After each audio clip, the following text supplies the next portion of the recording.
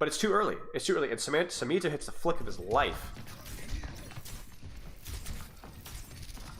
Look at this guy aim hacking. He's not even trying. Look at that. What is this guy? What is this guy? Ooh. Okay, let's talk a little bit about this matchup. Big matchup here. Okay, so they go on a Zen. Bap Zen? On a Zen. Okay, so here's the thing. I'm going to go over a very general viewpoint of exactly what was going on, how the compositional matchups should play, how they were actually played, mistakes on both sides, things that were done well on both sides. One thing I want to make very clear, we really don't know how seriously either team was taking this, especially on the side of the Eternal. So it's just a World Cup trials. It's nothing really that serious. This isn't an owl match, and we also don't know how long these guys have been actually scrimmaging either. So don't take this as like gospel here. Let's not take this as an opportunity to crap on the players for the Eternal. You know, they're out there probably just having a good time. What I am going to talk about and use this more as like a springboard to discuss the compositional matchup and to try and find out why, even if they weren't taking it seriously, why things didn't work out for the Eternal. Sam's team sound pretty sweaty? Okay, so here's the matchup. The matchup here is actually really interesting because the matchup is all about two things. One, can you access backline?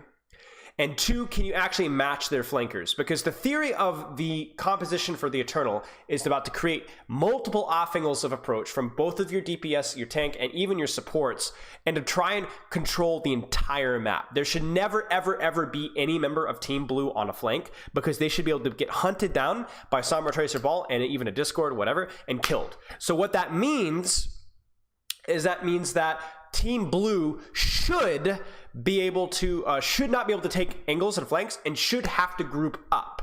Okay, when they're grouped up, that allows Dove, Mouthful, Vulcan to take any engage, slam engage, flank angle, hack angle, whatever that they possibly could want to. Okay, and at the same time, if Rack Attack and Luke are positioned correctly, one of the supports you can rush down and kill, but that enables the other support to play hyper aggressively along with the flankers and the tank and get punishment. So in theory, if Team Blue wants to, they can run down any support or any that they want to. They can run down any target that they want to and kill it, if it's support, right? However, the question is not if they can do it, it's what it's going to cost them to run down a target and kill it. So if they see Ana, they can literally ant speed, wall, lamp, shift, pin, everything, and they will kill that target. But if they just run it down mid, they will die to the Sombra, to the Tracer, to the Ball, to the Discord, to whatever, all along the way. They'll slowly die along the line. So for Team Red, it's going to be about creating those quandaries where it's like, we're getting hit from here and here, and we need to get the Ana, but we're low HP back here, right?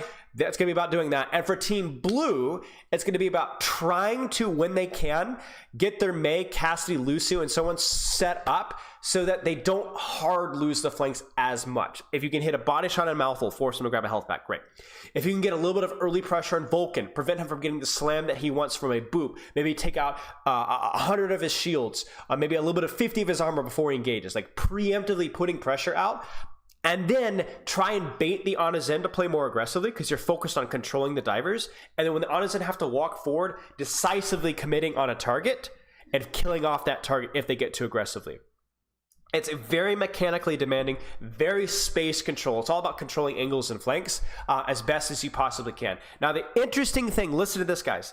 Interesting thing, chat, is that as a when we're talking about range, which comp has better poke, which comp has better range threat? Actually, it's Team Blue, unless Luke, Mino, and Rack Attack have a sightline. Then it's a little bit tricky, right? For example, if Team Blue can play to avoid Zenyatta LOS, they can play it very patiently, taking angles and shooting, right? So then Luke Mino walks forward, but then Luke Mino walk forward means that Team Blue has an opportunity to rush him down. So it's about finding that balance of, can we use our cast, Mei, BAP, poke damage, range damage on matching the enemy flankers without peeking the enemy Zenyatta? And then if the Zenyatta is peeking, is that Zenyatta rushable, or can we rotate to where he can't see us? So I know we've talked about a lot of like big picture understanding, but it's going to be about how they position, how they match, how they mark. Let's take a look. So they're going to rotate clear top. That's really good. If they match them there, obviously they just run down the supports. Easy peasy. And I have not seen any of this. So Sombra's on the flank. Looks like we tried to get a wall either on Ana or to wall off for LOS. We're going to control high ground a little bit. Constantly scouting for ball. Constantly scouting for Tracer, Sombra. Now, one thing I don't love from Team Red's rollout here is I actually don't love the fact that their supports are stacked here. Because if you think about it, if your supports are stacked, it means it's very easy for them to run at them and run at both. For example, if I run down down mid and run at the supports, I can wall off and deal with Ana and Zen at the same time. I don't have to worry about, oh, I'm running down on Zen, I'm going to get flank naded from here, or I'm going to get flank naded from here, and vice versa with Discord and damage. So I don't love the support rollout here. Team Blue doesn't have any mobile dive threats that would punish their supports for being isolated. So it's actually very safe for Ana Zen to be isolated versus Team Blue's composition if they're with a flanker. So I don't like this. I would like Luke to be rotating all far here with ball and holding this angle here, maybe even like back here, right? To where it's a lot, yes, there's a little bit of isolation, but nothing on Team Blue is able to punish that isolation fast enough. So right there, do you see that wall? It blocks off Discord LOS, Discord damage, Ana healing, Ana nades, Ana sleeps, all of that. That's too much value from one wall. And so now they can go to point, take a 5v3, shoot ball, shoot Sombra, shoot Tracer. Not a bad engage. Okay, so this is a good engage. Let's actually check this out from Team Red. So Vegas here does a really nice job. Look at Vulcan. Vulcan gets a good slam. What's good about this slam? Well, we have a Sombra angle. Unfortunately, she was scouted a little bit early, but not the end of the world. She's at least here. Tracer's here. Ana has an angle. Not a great angle, but okay. And Zen's on the flank. Do you see this? I expect this engage is probably going to force some cooldowns from the side of Samito. Let's just say Samito's team. Just Samito. This is good. There it is, right? Great follow-up. Great setup from Team Red. Now, Luke has to be careful here because we don't want to go so aggressive that we can get punished. So I don't love this wide swing. I'd love him to stay in the corner a little bit better. There it is. There's the nade. And there's the pursuit. I just think we're a little bit slow on the peel, honestly. So this is a good engage. The nade from Rack. Let's check out the nade. The nade just misses, to be honest. Yeah, this is mechanical play. A little bit of mechanical play. So the nade isn't good. The nade comes in late and it doesn't hit where we want, right? So that's unfortunate. Imagine if we had nade right now, guys. Do you see this? It's over. It's legitimately, the fight is over for Team Blue.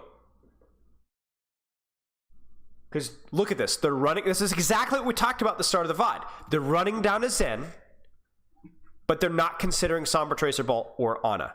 Not even a slam. This is over. If you hit this nade here, it's over. The fight is legitimately lost.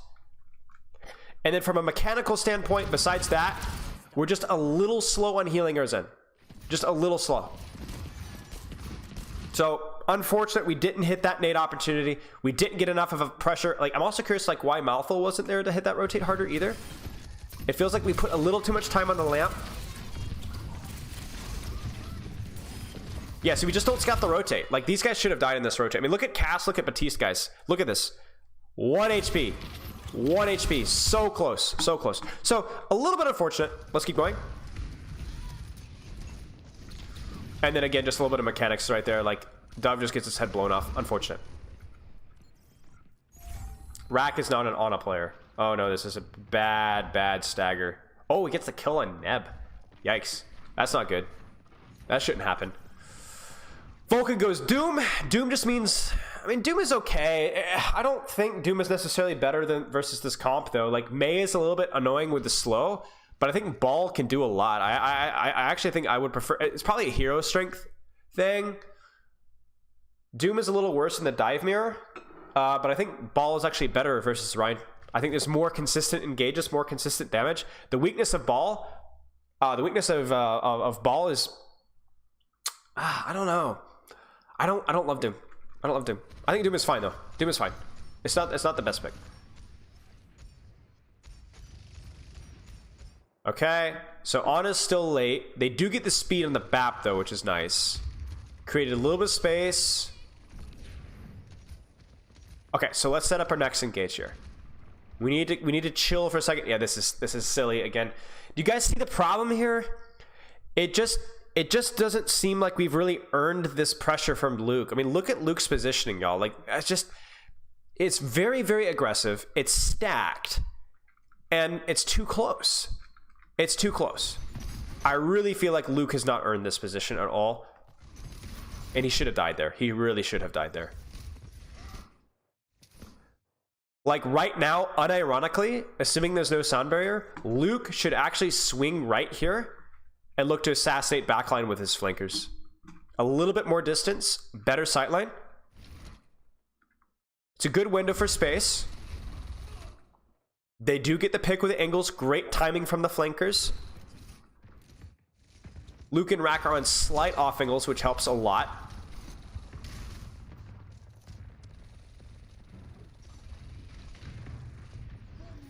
There's the beat. We just need to survive. Luke's not ready for it. Oh, no. Luke's not ready for it. Luke's not ready for it. Luke's not ready for it. So, we wanted to push aggressively here. We should have already pushed aggressively. So, right now, there's wall, there's ice block, there's shield, there's shift, there's window. Now's your opportunity as Zenyatta to walk forward. To literally walk into melee range here. They don't. We're too slow. And so by the time we push now, they have hit their next spike. They've hit their next spike. So now their next spike, they have beat, so they can now run over. And so Luke thinks we have an advantage, let's push, but they actually don't have the advantage anymore. And then Rack probably should nano the Zen here.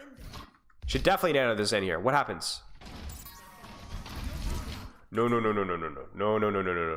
that was a big mistake. We actually had the opportunity to nano the Zen. We just didn't. We should definitely nano the Zen here. Because if you nano the Zen survives, and they've committed the beat on a target that's not going to die. I don't know if we thought that we had trance. That's probably why we didn't nano this, was we thought that we had trance, but he doesn't have trance. This fight's lost. It's over. Yeah, huge goof ups from the supports. Well, it's not so much that Nano Zen's strong, is it that would have shut down the play. It must have been a miscommunication with Trance, though. That's going to be my expectation, which is a big deal. So they're setting up.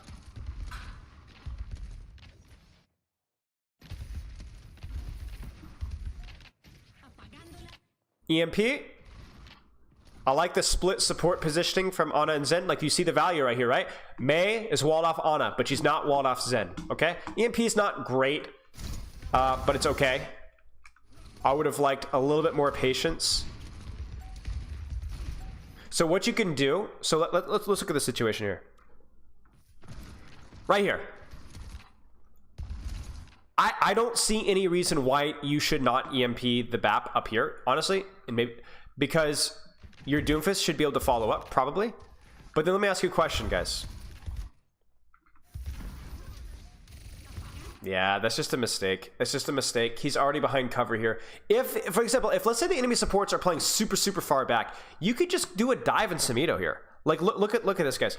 You don't even need to use EMP. Just manual hack Samito, force Ice Wall, force Ice Block, probably force Lamp as well. Then the enemy supports have to walk forward, and then you can set up for your EMP afterwards. If the enemy supports are playing super safe, they have to give up something. They can't support Samito and Cloneman like they should be able to because they're playing so far split. So don't get, if they're baiting you. They're baiting you to go on them, and you fell for the bait. If they can't cheat like this for free. They have to give up something. They have to give up the support they have on the DPS and frontline. And I don't think Vegas recognizes that very well. And it forces a little bit of a rush EMP. I think Vulcan takes a lot of damage. I want to know what pokes Vulcan out so heavily. Yeah, so Vulcan unfortunately takes a lot of damage pre-fight. So he's really not able to engage this one comfortably. Oh man, and Dove's Translocator is in Narnia. What is going on here? Really far back. Way too far back. And Malfoy gets tapped. That's a little bit unfortunate. He didn't want to use recall there because he thought he was on the cover. It's like a pixel there. That's a little bit unfortunate. But now blue is like, they know Sombra's out. They know Zen's dead, or Tracer's dead, so they can actually walk forward now. Luke Mino can catch this with Trance though. I want to see Luke playing really aggressively here. That wasn't so good. Yeah, and what happens with Rack? Whoopsies. Nade hits on Cloneman. That's okay. Too aggressive though. We miss our sleep too.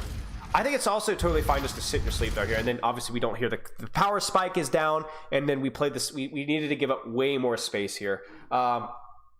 We need to give up way more space. Like once we're here as Ana, we've used both cooldowns. We need to be out. Like I'm talking literally cars or even hiding. Like you can even hide here. Like it's all about knowing your cycles, right? Your cycle's down, and yet Rack is still playing here. Rack cannot play here. They've used everything. They got nothing out of it. So therefore, the enemy team has their spike back, and you have to play more defensively here. This is never gonna work. And that's it. That should be it. No way that they could recontest this. Yeah.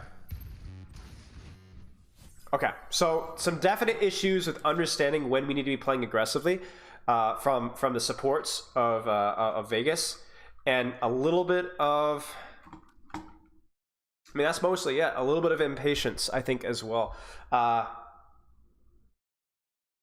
Yeah. Okay, let's keep going. So we're gonna go Bastion. Nice. Curious how much of this is the troll pick versus this is legitimate. Like I could see it being legitimate. Okay, so they use the initial turret form, but they don't get a lot out of it. That's sad.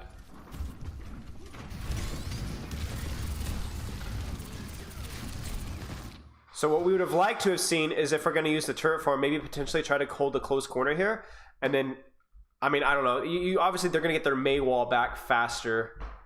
I'm not really sure. I haven't coached Bastion Brawl, but it sucks to trade turret form for Mei wall because I think Mei wall comes back sooner.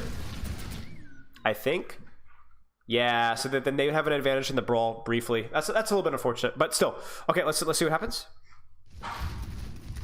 So they're going to give up space, see if they can bait Samito's team to walk forward here. There's the flank. I don't love Dove's positioning here. I think Dove really needs to try and control left side, right? Or top, one or the other. Good shots though. So he gets low, but he shouldn't be here. I think leaning towards this side. This is a really important angle and flank to control. This is also a really important angle and flank to control. Not as important in this and brawl meta, but neither team is actually putting any attention on that whatsoever. And I think that's actually going to kill Malthul. Because Cabe sees an opportunity. 3, 2, 1. That's going to get Malthul low. That's going to force an early turret. We're not actually in a position to push now. Now if Cloneman chills, Mei wall the choke. They bait the Mei wall. Great play from Vulcan there. So they really messed up, but they baited the Mei wall there. Why just stand there when they use turret form instead of taking space with it? I don't know. I had the same question. I think it's probably because if you took space with it and held this choke here, Team Red was probably thinking that, oh, well, they're going to get Mei wall back sooner, so we might die because we've overextended, right? But I think they could have been okay. I think what I would have done is walk forward to the choke, set up maybe my Cass in here, maybe my Bastion somewhere over here, and then don't care if they have Mei wall. If we're on point, Mei wall isn't as good. So, yeah, I'm not so sure.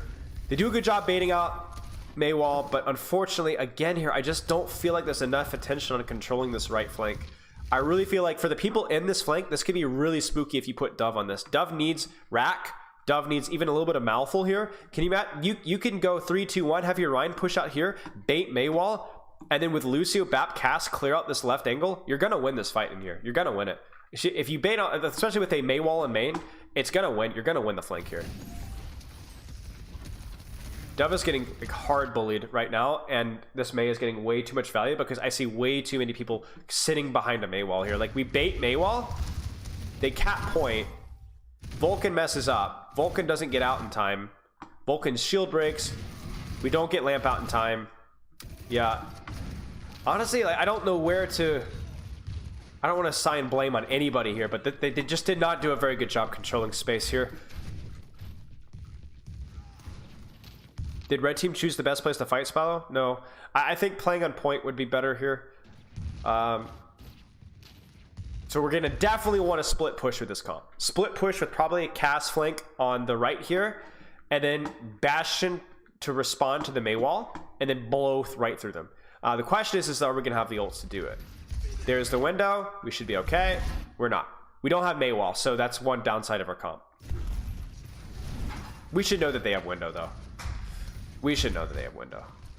So that's more of a positional goof up, I think, from Rack. And that's a fight. Should be a fight win. Fight loss, excuse me. Comedy of errors. Well, I mean, I don't think Team Blue is playing this one poorly, y'all. Like, this is... Okay. I just don't like this, guys. Like, I just don't like this. Like, the timing here isn't perfect, first off. It's not bad, but it's not perfect. But there's just no flank control whatsoever. Like, we want to see probably at least Dove sitting right here with Baptiste babysitting him, doing this, right? Like, think about this. Here's what's going to happen. They're going to Mei wall, they're going to LOS the window, and they might even flip around and flank their backline here. Or they might just wall, drop wall, throw Blizzard, or beat, and then they're screwed anyway. Let's see what happens. There's wall. They wait it out. They get point control. There's the beat rush. Oh, Samito comes out too soon. Samito doesn't even get the beat inside ice block, right? Yeah, he doesn't get it. That's unfortunate. But again, there's just a real lack of angle control here. And what happens to Luke here? Was this a boop? Might be a boop. Yeah, he just gets out of position. Again, do you remember when we talked about the first round where Luke pushes up, but then gets beat rushed on because he didn't realize that they had beat? This is the same thing. Luke goes, guys, they're 1 HP, they're low, they're 1 HP, they're low, they're low, they're low. We have a cooldown advantage, let's push.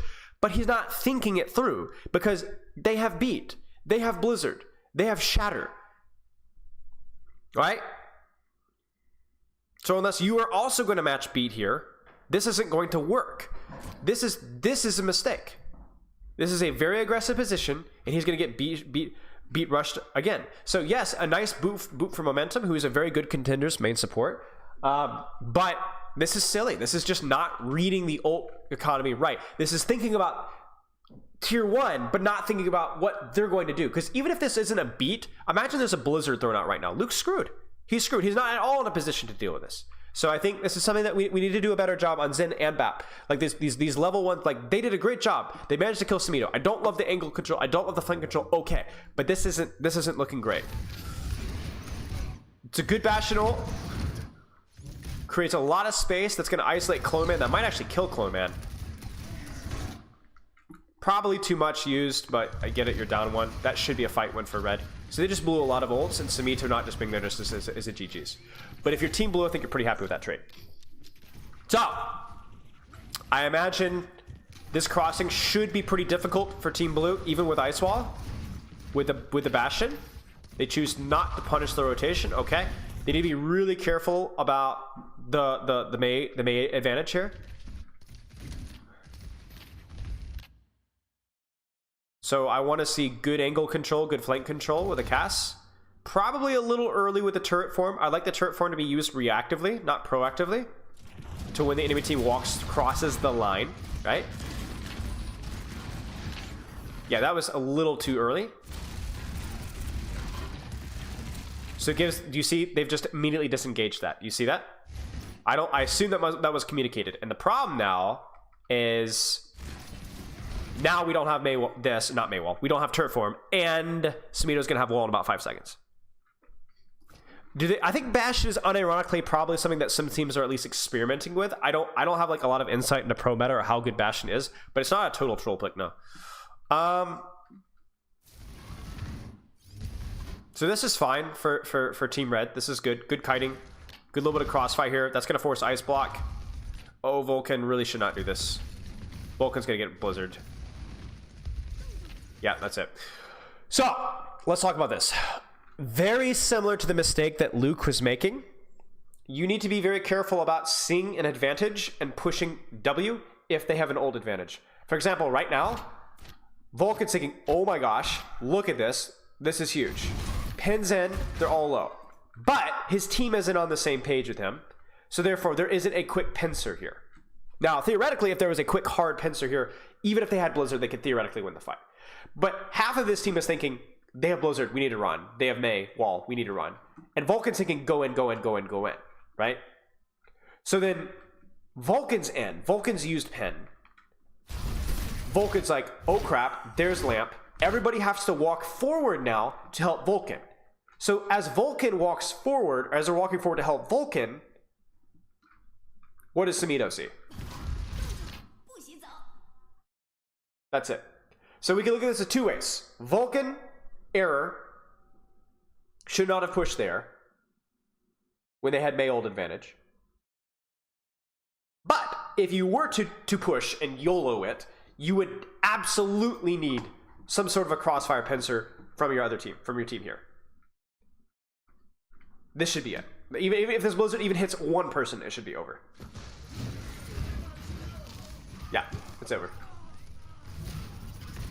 Little flanky from Dove, doesn't matter. Okay. Okay. So probably we'll high noon this crossing. And again, because no Mei, and because they have to hurry and touch, I think this is probably GG's. 3, 2... Wait. Now.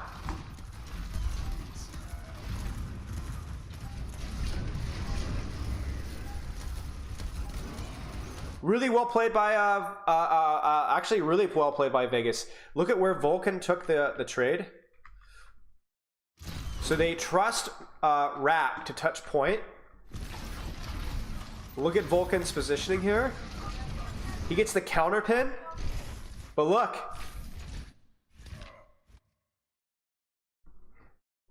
You see that? He plays cover so well that actually it's too far. Cloneman's counter pin ends and he's able to shield it. This is really good. Well played. They did a great job as a whole playing around this. I think my only complaint here is I would have liked to see... I mean, even Dove's flank here is really cute. I love that. Forces Samito's... you know, Samito could have walled Vulcan up in the air, but Samito can't. Well, actually, why does Samito not have wall? What do we use it on? Oh, it's not bad. Samito's positioning is a little trolly here, not gonna lie. And then we get the touch. This is good. This is very winnable by Vegas. I didn't think it was winnable, but it actually is. And now we get to... Now we have a power spike, right? They use their cooldowns, they use their wall, their ice block. Yes, we use Lamp, but we have an opportunity to push right now. So this could be big.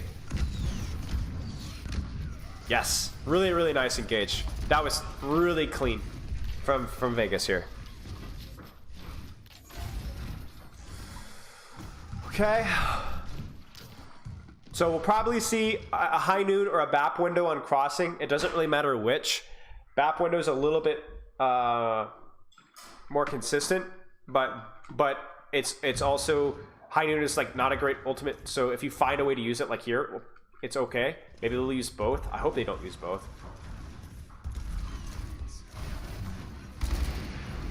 Nice. Not great. Maybe a little bit early. Really nice disengage from Team Blue though. They don't even get the wall, but they just disengage it. Yeah. It's actually kind of funny. The wall up was kind of bad, but it was also kind of good because I think it's why Dove pulled the trigger so fast. I think he got spooked because he was exposed. So, like, watch this. Oh, shoot. I think that's why he pulled the trigger, maybe. Oh, no. I think they were disengaging. Okay, so good disengage. Not a horrible use of high noon. It does buy you, like, 10, 12 seconds. So, not horrible. So, I'm curious to see what they do here. So, guys, we talked about ult disadvantage, ult disadvantage. They have BAP window, they have beats traded, and they have shatters traded. I don't think it really matters that much. I mean, definitely one team has Maywall, which means Blue has probably got a slight advantage here, but you can hard to hold this choke, or you can hard hold on point. It doesn't really matter. It's going to be up to what they want to prioritize. If he'd had the Huevos to stand on, yeah. So they're going to rotate to point. Sounds good. Please, for crying out loud, have somebody control this left side, some flank on the back line, or just to control their DPS. I don't like this. Like, yes, you can definitely get Maywalled and rushed, but maybe it's the Maywall advantage that they're concerned about. But like, you could still play here, you know, and get pocketed out, and it costs him so much to clear. Like, if Vulcan here's what I would like. I would like Vulcan to hold here.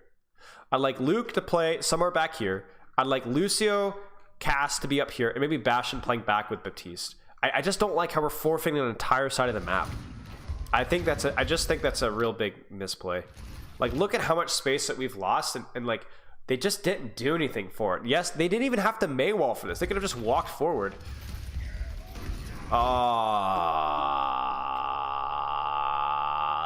That's a succulent one. Let's BAP window this one right now. They're gonna use both, actually. And that's it. They just don't control space at all, chat. Like, I'm sorry. We just shouldn't have a 4-man shatter. Or a 3-man shatter. This is just this positioning. This is my pet peeve right here.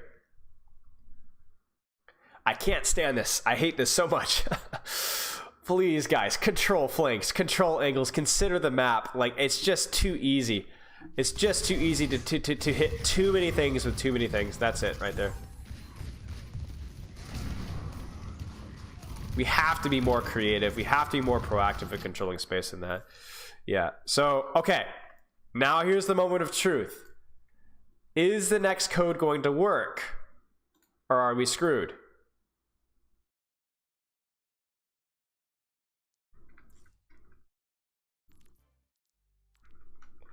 If it does, it's okay. We got to review one map. But I would love to review a little bit more. I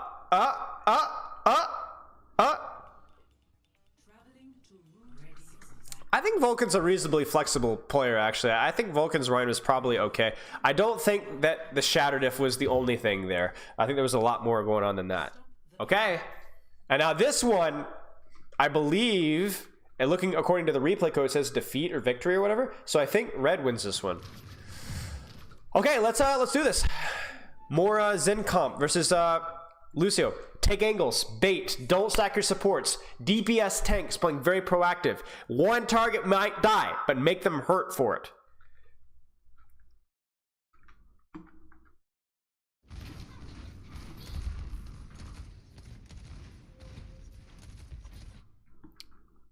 This is good, right? I want to see Dove and Vluke paired up like butter on rice. That's not how the saying goes. Wine on rice, right? Yeah, like, okay, a little bit of a Freudian slip there. We want to see Dove and Luke working together, all right?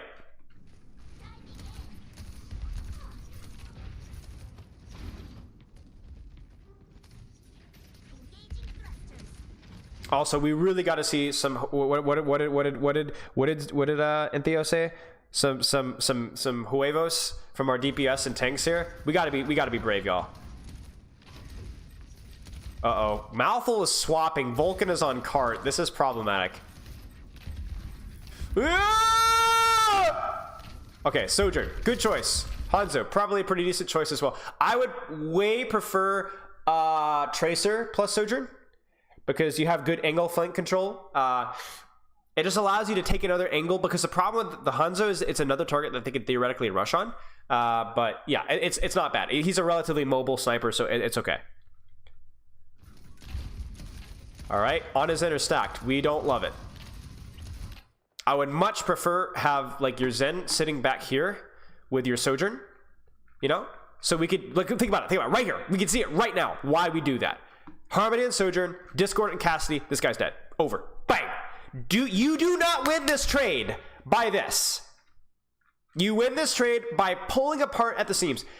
Cabe should never, ever, ever be able to take a flank on this composition and win. Ever, ever.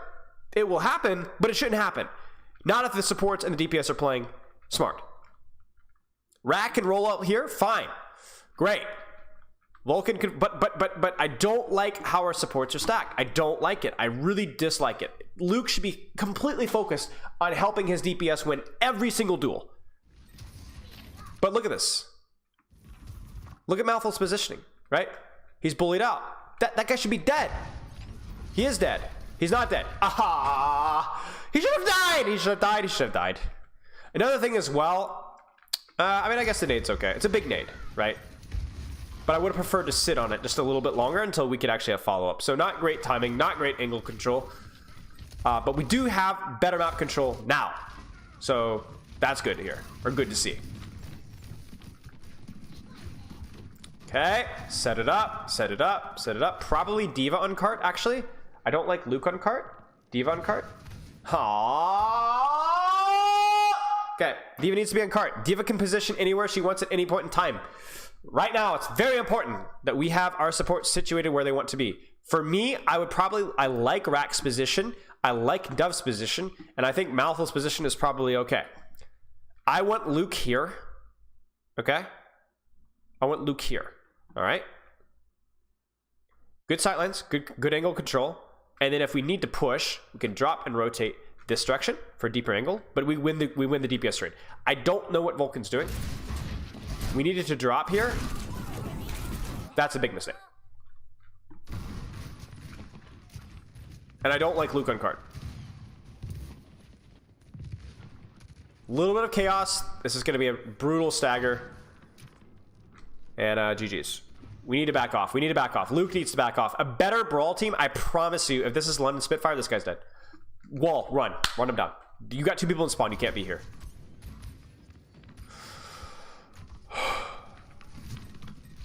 Okay. Luke is... Oh, Luke, this is too early. So, here's the thing, guys. You guys are thinking, well, he has trance, right? So he can position here. Yes, but we need to wait until Rack gets a little bit closer, so that then when they rush on us with trance, our Ana can nade backline, right? In addition, I don't want Luke standing here. I want Luke standing here, cover, right? A little bit better positioning for better uptime, so you can trance later.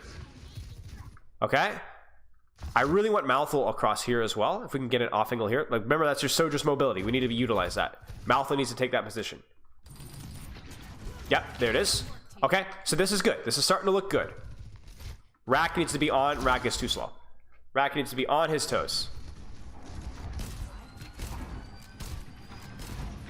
Because if he hears that, or knows that, even right now, he can just drop and hide, or at least waste time, right? This is too easy.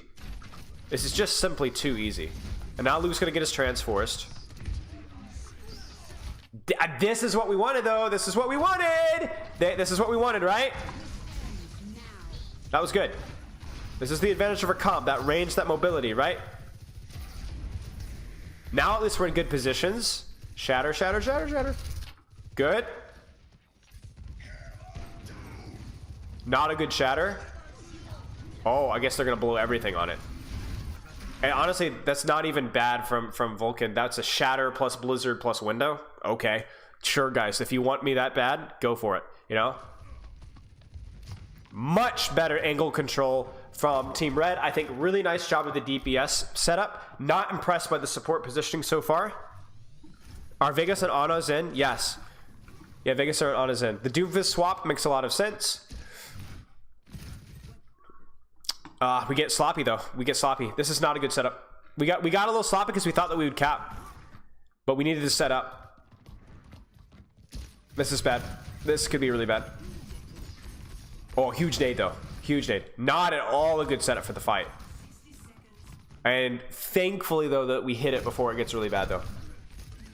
So we just got a little sloppy. We thought, oh, we're gonna cap cart. We didn't think about our positioning, and that almost ends up paying off. Not at all. Oh dear. Oh dear. Yeah, this is just sloppy. Sloppy, sloppy. An odd pick? I mean, Doomfist is not an odd pick versus Rein. He just causes a lot of disruption, and he takes a little bit less healing, so your Ana can focus a little bit more on offensive pressure. And he can also go in a lot faster.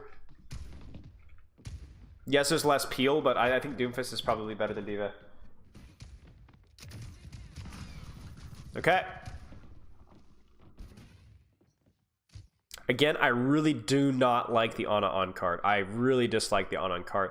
I would love for Luke to be here. I'd love for Rack to be all the way over here with Sojourn or Hanzo. And then maybe, you know, actually, I think Hanzo maybe controlling this flank or angle over here. And then Sojourn up here with Zenyatta here. And then Doomfist on card. Like, Vulcan isn't doing anything right now. He's a dive tank. He's either going in or he's waiting, right? He doesn't do anything by sitting up here. They're not going to contest high ground. They're not going to be it. This is just not really great play. And this is another reason right now, you guys can see the Tracer swap. This is why I like the Tracer on this composition, because if you have a Tracer of your own, you can mirror Cave a lot easier. But this Tracer might actually be a problem.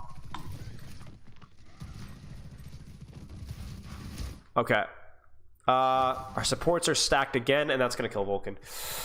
I really do not like our supports positioning. I don't think we have a good understanding of like why the split. Now this makes sense, so I'm not going to give them too much of a hard time. I have a little bit of an advantage here because I was able to coach this composition last season. You cannot have your Anas in stacked. You cannot. You give up way too much space. You give up way too much space. It becomes way too easy to zone and isolate your DPS. And you can see it here. They threaten Rack. Rack is out of the fight. Now Vulcan's isolated. Imagine if Rack sat up here, guys. And they did the same rotate to try and clear out the Zen, right? Now Rack is totally free to do whatever the heck he wants. Easy peel, easy picks, easy nades, easy sleeps, right? So, not great. Good rotate by Blue, though. Oh, Rack should have died there. Rack does die there. But I love the DPS positioning from Red. I think the aggression is obviously really good. I think a little bit might just be that the way you have to position as support in these comps in Overwatch League is you just have your supports just have to be a lot more like dynamic and a lot more quick to respond. And Malthul and Dove probably have more experience with that type of positioning as playing DPS players. This is more of what we want to see. Vulcan on card. I don't like that we're not controlling high ground at all here. I think like even if Luke played like back here, especially because he has trance, Luke can play like here and get a lot done. He has a great sightline, and then if he hears anything happening over here, he can walk forward with Malthul and play really aggressively. It feels like the #1 issue I'm seeing so far with Vegas is not considering like multi-layer ult cycles, right? And their support positioning is like the supports are too stacked. Ironically here, it feels like the DPS are actually taking angles and the supports are playing too stacked. Whereas in the previous round with the Brawl mirror, it felt like the supports were okay, maybe, sort of, but the DPS were too stacked. Like, this is just too, like, for example, if you're Team Blue here, if you're Samito's team here, you don't even need to go for the supports. Like, look, what are they doing here? Like, you could literally just sit here and stall cart for years. Like, these supports are just completely non-factors. Yeah, the Hanzo is by far the weakest pick because he is isolatable and killable. By far, Tracer would be a much better pick. I mean, Echo, if Dove has a good Echo, I don't imagine Dove does have a good Echo, but yeah, it's about hero picks. Hanzo can work. Hanzo can work. Yeah, like look at how easily it is to isolate this guy. Like, because the supports are just completely out of the fight. So easy to isolate. This guy should die. Yep, that's it. Look at that. Look at that. Look at what one Maywall did. One Maywall. Watch this. I don't even think he intended to wall them, but like, look at this. Just complete non-factors. No nade, no discord, no sleep dart, no healing, no damage, no. Nothing. You guys have to take angles. Like, even with the Tracer, you can mark the Tracer. You can play around the Tracer's recall. You can have your Sojourn hard focus the Tracer. But this is really rough.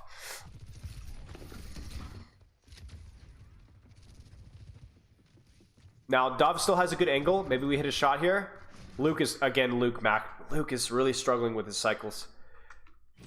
He tries to help. They've gotten a kill. What do you think Team Blue is doing right now? Right? Walking forward. It's 5v4. They've reset their cooldowns. They are on you. You cannot do this. This is insanity. This is insanity. Luke's cooked. There it is. Ah! This wasn't earned. This wasn't earned. It's not good. Good nade, though. Does buy them a little bit of time. Keeps them alive. Dove is able to keep his position, which is really nice. And there it is, right? And that's great. A little bit of bad timing from Cave there, but yeah, huge. Our DPS have been clutching this one, not gonna lie. Hey, Comp. Good to see you, mate. Once again, though, our supports are stacked. Where I would prefer, like, if we could get, like, I know Luke uses his trance. But I think I'd prefer Luke to like finish his trance like here-ish, right? Set up something of a crossfire, right? Because I guarantee you what we're going to see is they're going to explode out and they're going to try and wall off the supports and run them down. And theoretically, wall should get more value, too much value.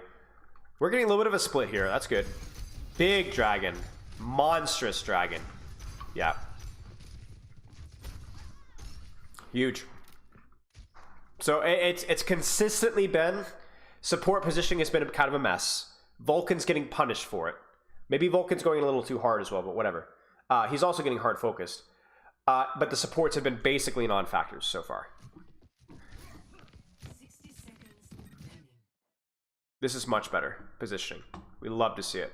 But I don't know why Luke is on the floor. Why is Luke pushing cart? Why is Luke pushing cart? Chat, Luke should be here. Luke should be here, right? Or even Luke could be here, right? I don't understand why Luke is on cart. I don't understand. Don't think it's a good position. You got a little bit of a DPS split, but it's too easy. Do you see how like Luke gets pressured a little bit and then he has to back up completely, right? Even if he doesn't die, he has to be like almost has to play so safe as soon as they look at him. Right? You see this? He's a non-factor now. He's a non-factor. Whereas if he didn't here, it would have been a lot harder for them to bully him out. He could have orbed Vulcan, discorded Samito, put out a little extra pressure, right? Not great. DPS positions are good though. Raknek's position is also very good. But yeah, Luke has been almost a total non-factor this entire game. Now Luke's pushing, and now Luke can push, right? Because they're up a significant amount. Okay. Here comes the fast rotate. Thankfully, we have our support set up. We've learned our lesson. Vulcan's on cart, but it doesn't matter. Vulcan's going to get out. Nice. Now, there's not a lot of good spots for supports here outside of the high ground, right? This is a cool little split here. I like this. I would like Rack to stay here, though. To shoot cart. Yeah, there he goes. There he goes. See? We're listening. DPS positioning is good. They shouldn't be able to stop cart for too long with Dove and Mouthful's angle. So let's just keep shooting cart. This is silly. So Luke goes for a really aggressive flank, which I respect, but it has to be set up and it has to be earned, right? So like look at when this flank is taken. And look at the aggression from Vulcan at that same point in time. Look at the aggression from Dove. Look at the aggression from... You see how it doesn't match? This is what we call timing, right? Luke is playing very aggressively. This is actually really reasonable, especially if Mouthful came with him or Vulcan came with him. I'm actually totally fine with this. But it's too early. It's too early. And Samito hits the flick of his life. Look at this guy aim hacking. He's not even trying. Look at that. What is this guy? What is this guy? Yeah, that was not good timing, though. Who should be on cart there? Doomfist. Just Doomfist. Just Doomfist. Wow. Those shots, though. But you see, like, if we had waited literally 1 second later. 3, 2, 1. Now, look at you got Vulcan in the back line. You got everybody's focused on Vulcan. You've got Dove aggressive. Mouthful's actually not timing it super well. But, like, you have Luke in here as well. Now this actually makes sense, right? It's just too early. He switched Icicle to M1. Interesting. Interesting. It's actually an interesting idea. I think a little bit of a communicational goof up from Team Blue here. We get a really split. And then I don't think Samito, yeah, he doesn't have Ice Walk in time. But this being said, I mean, it's the same thing every fight. It feels like supports goof up their positioning or make a mistake, and then the DPS with good power positions win the fight. It's the same. I think it's the same story over and over. I'm not even saying necessarily that like, oh, that they got greedy, they pushed in. I don't even think it's necessarily like, oh, like this skill gap between the supports and the DPS. I just think that's like the supports in this particular meta and this particular composition do not know what they're doing. That's what's happening.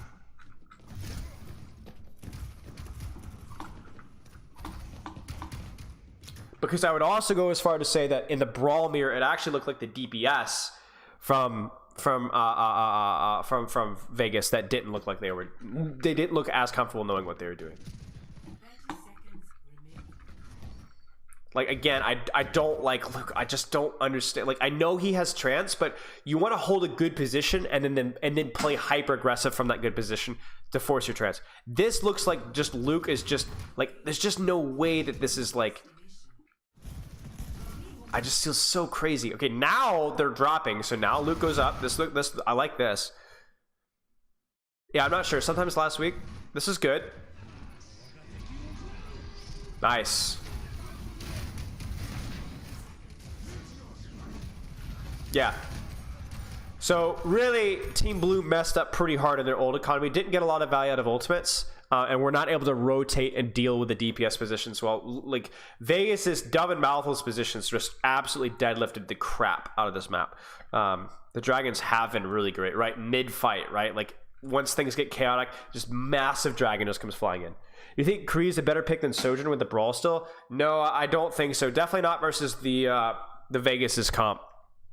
Not enough mobility to deal with stuff. But it's not a bad pick. It's not a bad pick.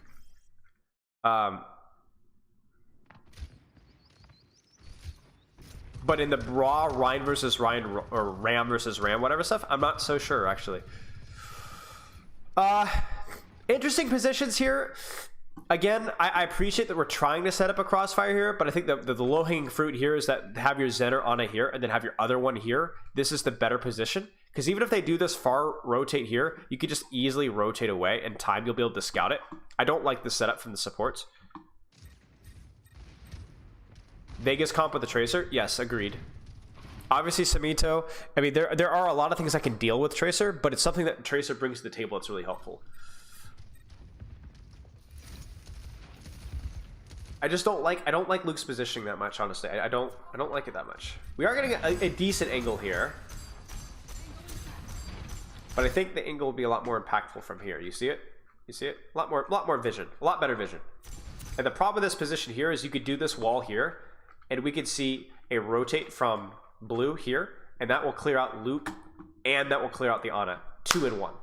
It's the 2-in-1 stuff that I'm nervous about, chat, where they're able to do a rotate or a wall and deal with both supports at the same time.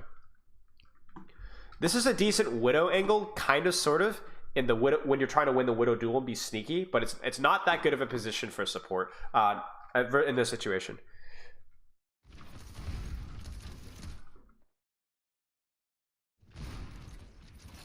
Really nice nade from Rack. Hits him on the rotate, catches them without the shield. That's on Cloneman to block that. I think Cloneman gets a little bit too greedy, but that's a huge nade. That's a fight-winning nade. And they're going to complete the rotate to underneath. But this isn't actually that safe for Team Blue because Team Red still has a lot of off angles. And you can see it right there. Like, it's even though they get the pick on Malthus, they could stop Cart for ages. They could take every angle in the history of the world. And this is, again, why like you would love to have Luke here and not here. You know what I'm saying? It's just leagues better. Monstrous punch. Oh my gosh. Chat, check the ult charge here. Oh, what? He just doubled his ult charge with like 2 abilities. 49, 50, 70 with 1 punch, 76, 83. Woo! Whoa! That's wild. That was satisfying, not gonna lie.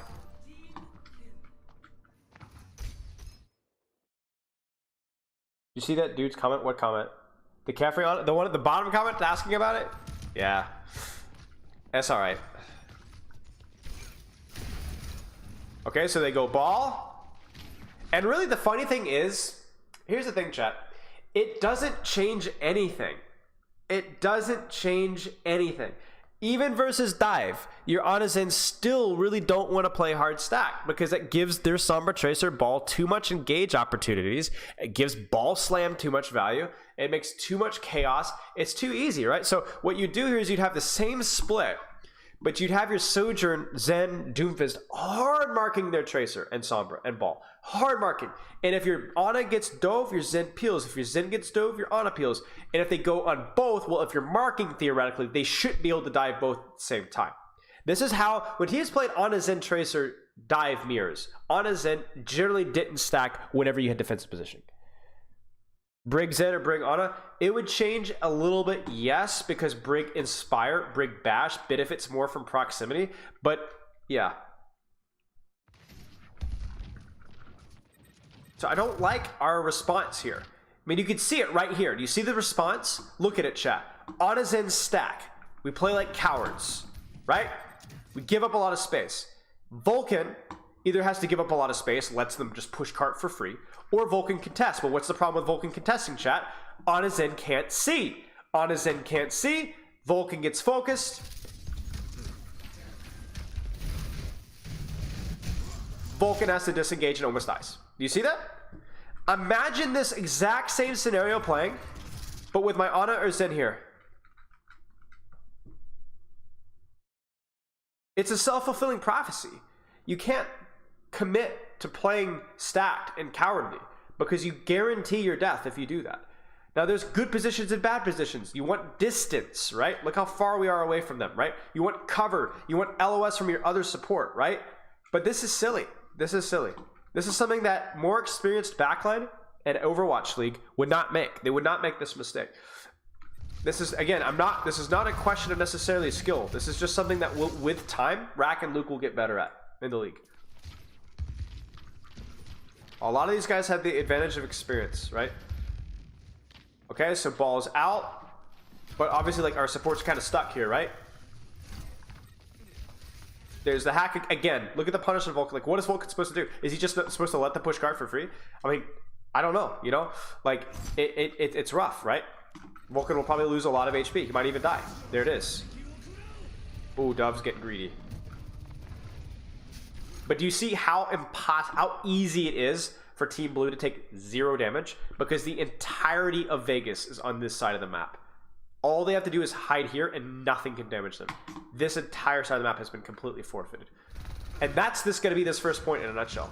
If that's how it's lost, I'm assuming somehow, yeah, Cloneman overextends. I was like, how do Vegas win this one? Well, it's got to be through something. Yeah, so there's a poor timing from Cloneman. Cloneman goes in by himself, essentially. Like, if you look at this here, Samito's not set up. Cabe isn't set up. Just now set up, right? And that's a big one right there. But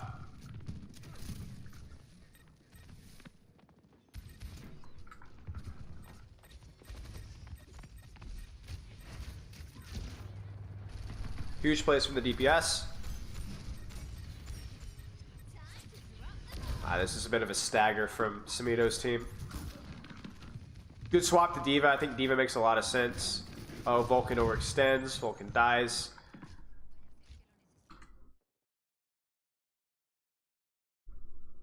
Imagine Shu Violet. Yeah.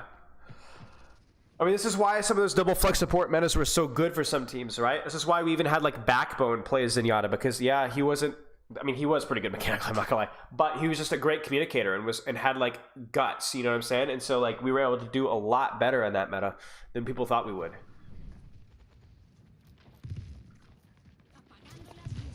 Nice trance. Really not great from Samito, a little bit early. And then the beat is forced as well. The mines don't get a lot of value. You know what's actually funny here is, like, look at how this goes. Luke by himself. Let's just watch. Let's just watch. Oh shoot, I'm dead, right? Nope. Good peel. I die, but while I'm dying, what's happening? We've been able to peel off the ball dive. My Ana has been able to maintain a good position, and my DPS have had windows to be able to put pressure. Now imagine what Luke just did, but imagine if he ended trance instead of here. Imagine if he had ended trance where he would not have gotten booped on this sign here, where there's actual cover. He would not have gotten booped. He would have dodged slam. He would have played it in his Ana LOS, and he would not have been able to be doved. So it's not necessarily that there's a gap between here. It's the fact that we ended up here where he got booped out, no cover on the floor. GG's. There's the Lucy recontest. That's probably it here. Once again, it feels like Samito's team is really struggling with ult value. Like, really struggling with ult value. They do not win ult fights. Now the matchup's a little simpler. Control space, control angles. If Dove is able to take a good angle, it's going to be pretty hard for them to outdamage it. Just mark their DPS. Dragon's fine. Just buys time. Thank you for the sub, LM. Does Vegas have an assistant coach? I don't think so. I think it's a solo coach. The Brig Lucio Classic, by the way. This is something that this team has a lot of experience with. Rack Attack, Brig, Luke, Mito, Lucio. Very experienced with this. A little bit of a goofy peel there, but that should be probably it. They were able to hold high ground. I assume this is it. They're able to keep their DPS in good positions. Dove is able to hold spots. Big kill from Dove. And that's it. Yeah. Okay, so again, mostly ult value. So, takeaways. DPS positions were pretty good. Not a huge fan of the compositional choices. I don't like Luke's Mino's position and Rack Attack's positioning the vast majority of the time, but their ult use as a whole is much better. Okay? I don't feel like Kiriko gets much well, that's because Neb isn't playing Kiriko properly. We're focusing a little bit more on Vegas here, but if Blue were playing the composition correctly, Neb would have been diving. Like, let's go back here. If we'd been playing the composition correctly here, let's actually go to the dive itself.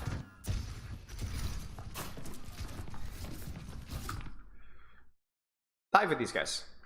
Legit, just run in. When you get your ball slam, your somber angle, whatever, Suzu the floor and blow this Zin's head off. Right? Right? No other support can do that. All in. Close the distance. They don't have trance, right? Just go all in.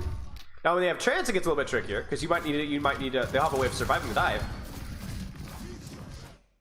But like even that, why are we peeking that there when before ball's not going in? All right, are we gonna go in with a ball? Ball goes in by himself, and then we go in after ball's out. That right now, this is what Kiriko does well. If we had been able to synchronize a ball, Summer Tracer, and then our Kiriko climbs up and starts DPSing, that's what Kiriko gets value out of, right there.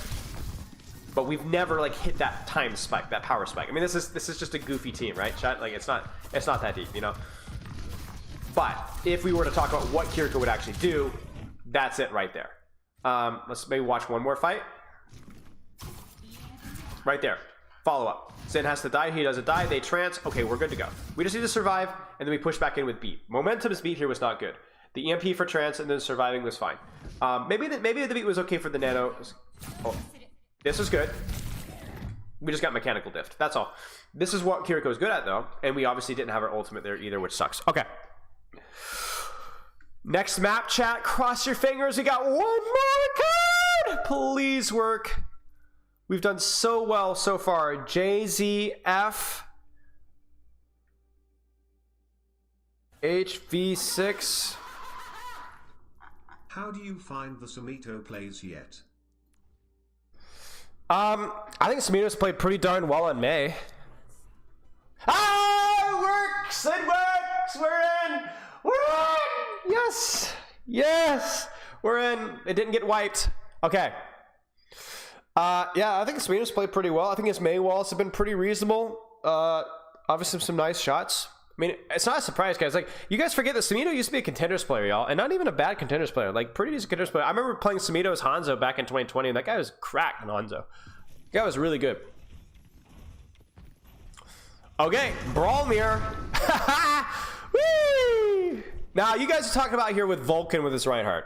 Listen, Dove, Rack Attack, Luke, Malthul, these guys should be winning the Brawl Mirror. I'm not going to lie. Cloneman is in his element. Samito is a pretty good May. Momentum is a good Lucio. Cape, I'm not as familiar with nor Neb, but this should be a win for Vegas. It should be a win for Vegas. I'm not going to lie to you guys. This isn't a compositional, awkward meta thing. I can blame the Ana Zen goof-ups on just Vegas doesn't know exactly what they're doing in their backline, but there's no excuses here. He's a coach for U Kentucky? Ah, cool. Which one, Neb or Cape? Wow, look at this flip, y'all. These guys are whack. And you know what? This is really cool because check it out. They just default. Actually, why does Vegas roll out here? Do they expect? Maybe they expect like a Zen comp. Because this is, you don't want to be here in the Brawl Mirror. Like, you want to control the high ground, right? Like, or this area of the map where the sightlines are a lot better, right? Oh, Samito is a coach. Oh, I didn't know that. I didn't know that. Yeah. Anyway, this is really bad. for I don't know, like, look guys, this is like, okay, if you're team red here, this is where you immediately need to meet on the corner here or something like that. You cannot stay here. Like, you're gonna give up the entire map, all the angles. I'm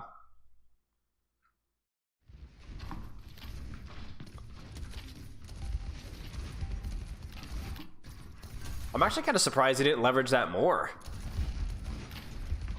Like, you could really do some goofy stuff here with Cabe on the flank, you know what I'm saying? Let's see if Dove tries for something.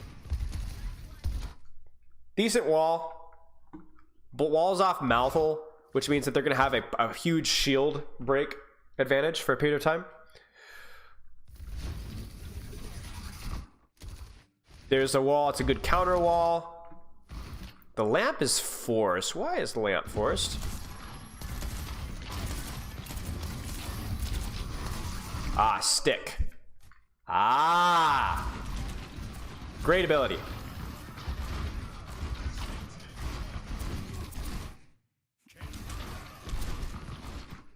Okay. So, stick trade. They win the stick trade. That's a big one, though, because now blue, theoretically, assuming everything else is equal, can play a little bit more aggressively here. And they are going to give up some space. Vulcan isn't able to kite out well enough. And another thing to note as well, guys, what do you note? Why do you think Team Red Blue wins the shield trade here? Why do you think? Check it out. What's the difference between your screens right now? You see it? I'll check the dev AMA on Arcal later, yeah. Do you see it? Versus here? Yeah.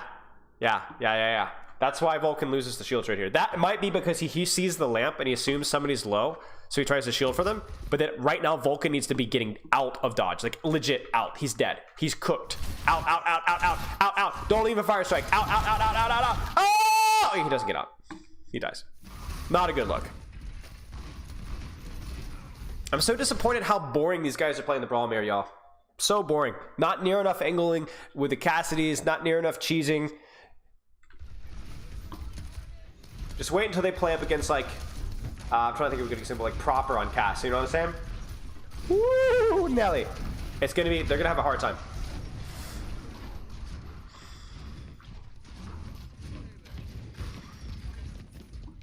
Okay. This one goes to the trenches, I guess. No full cap. That's good.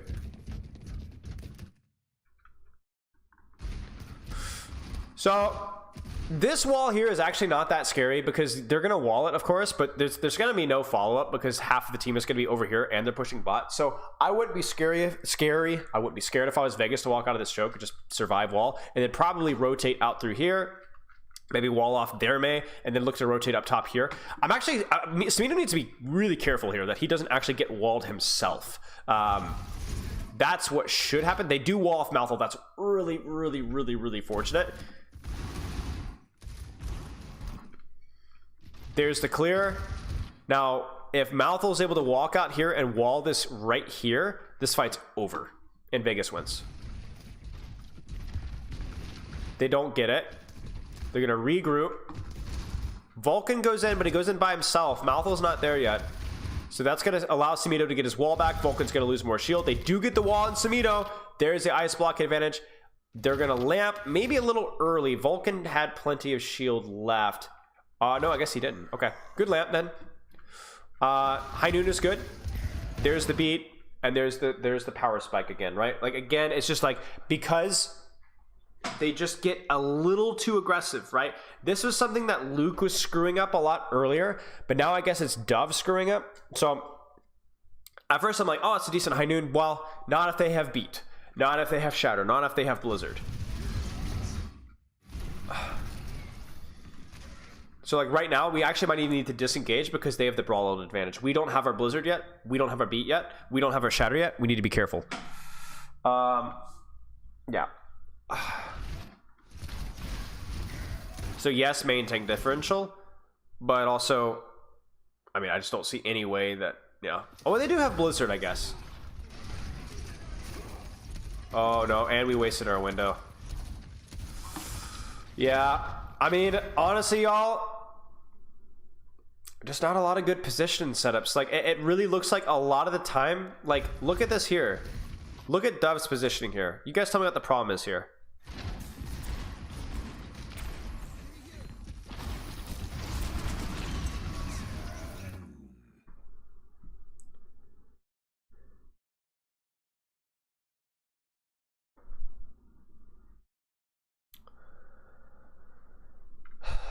You know?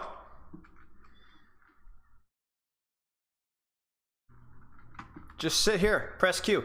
With Bat Pocket and with your damage reduction, Cabe is completely out of the fight. And like this is legitimately a fight winning High Noon. If you sit right here, it's over. So you guys are trashed on like MTD, but I really think that the supports when they're playing dive comps and then the DPS when they're playing brawl comps are just not doing Vulcan any favors at all. We're just not controlling space. I mean, Malthal's basically been out of this fight almost entirely. The wall is good, but it's just we just don't control space. We just don't control space. And that has to change. We have to do a better job of controlling angles. We have to do a better job of understanding like the matchup. And I think, like I said, again, with stuff like understanding like the power spikes, like I think we probably played more aggressively there because of High Noon, but also we probably played more aggressively because we called it we were close to Blizzard. But you have to understand that like when we also track that they have those cooldowns, you have to be really, really careful about how aggressively that you play it. You got to be really, really, really careful.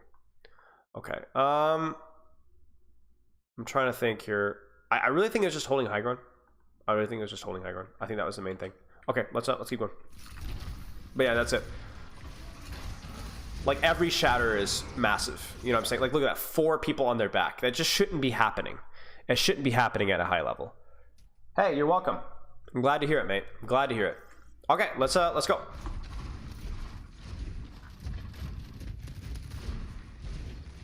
So now angles still matter now, but you have a shatter and a beat advantage. So it's going to be more on blue to kite, take angles, take space, to take longer range fights, rather than to meet you toe to toe. Because if you just run them over now with beat, it's over. So now we want red to play a little bit more aggressively, cautiously aggressively, but aggressively. Dove takes an angle.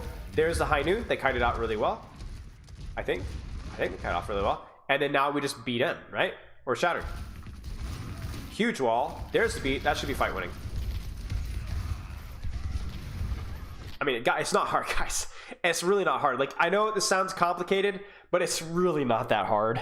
Like, this is really stupid of Team Blue. Like, if you're Team Blue here, you really should just focus on pushing cart and playing as slow as you can. And by slow, I mean not trying to match them toe to toe because they have beat advantage. They have shatter advantage. You have a High Noon, which is better and longer range. So what you do, you push robot. You'd wall off Vulcan like this, push him a little bit, and just sit in the back. Maybe fight Dove on the angle, right? But don't run into them. Look at this. It's just so easy, y'all. It's so easy, guys. It's so easy. You press Q, it's over. They're on top of you. You can't kite this. It's over. Well played by Vegas, though. Well played by Vegas. Like, you could literally have just sat your High Noon back here and just, like, baited them to push, and then just press Q and completely shut down the entire beat, or try to win the flank where the beat isn't as useful. So like, yeah, okay, let's see what happens. So that was good. That was good by Vegas, not good by Blue. And that's where like you see a little bit of the ego. You know what I'm saying? Like these guys aren't taking this, I don't think, super seriously, right? Let's just go in with High Noon. Let's just go. But it's just not gonna work. You know, unless they mess up, it's just not gonna work. You'll trade High Noon for beat any day. Yeah, but will you lose the fight for it? Will you lose the fight for it? That's the problem. Like, you'll trade High Noon for beat every day, but I wouldn't if I knew I was going to guarantee going to lose it every time. I would like an opportunity to still win the fight, you know? I get what you're saying, but it's a lot more complicated than that. Okay, so now it's a little bit tricky. Because yes, they have shatter, but really it could go either way here. So let's see how it looks here. Good window. Nice wall. Do you see the lack of angles, y'all? Do you see the lack of... Do you see... Okay, do we finally see why the angles matter here? You guys might not watch. Let's slow this down a little bit.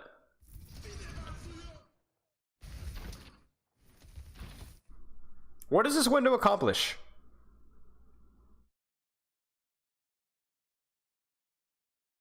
Look at the Rein. Look at the bat. Space. I mean, yeah, kind of. Where? You cleared space here. What does this matter? Now let me ask you a question. Rein's isolated. Bap, isolated. Mei Lucio distracted. Cabe, get your running shorts on with momentum and murder this fool. Dove should be cooked because his backline and front line cannot support him right now because of window. I beg somebody on blue to take an angle here. I beg it.